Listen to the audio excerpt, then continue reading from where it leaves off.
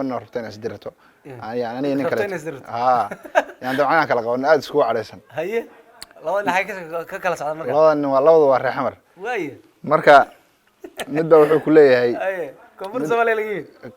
Soomaaliya koonfurta laga yimid ayo midba wuxuu ku leeyahay abo waxa waay waa la sheegay aniga dhibaatada waxa falka igeysanaysan waa ka saayano ciyalka xaafada ay maleynay ilaa macbuudkiisa ku dhaartay wax ku galay arkayno wax ku galay arkay ku leeyahay ma garad ma galay marka adigu waad maqashaad yaabanta aad kala qabataan malayn marka isku bootal isku maarin marka nimanku isku boodal aad kala qabataan malayn aniga nin kale taana diyaar baad tihiin soo nimankan waa iska sheekada un bay isku wallo kala halkaan way marka wuxuu ku leeyahay abo waxa weeyaan ciyalka xaafada ay maleynayno ilaah macbuudkiisa ku dhaartay wax ku galay arkayno ya sida fiici aan kula dirano sida fiici marka kii kala soo booday oo yiri sida fiici aan kula dirano abo waxa way hadda waa mashquulsan marka ka balshanay mid uu taagay mid uu fadhiya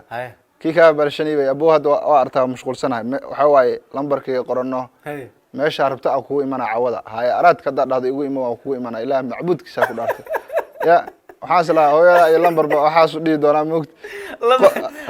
malaha lambarkii qoro isoo wax isla tigana meel meesha rabtaan kugu imanaya taagan yahay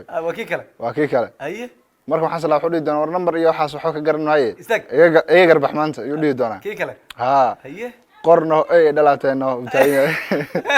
ya lambaradii baa la kala qortay annaguna waxaan leenahay nimanka bilinta isku jabin ay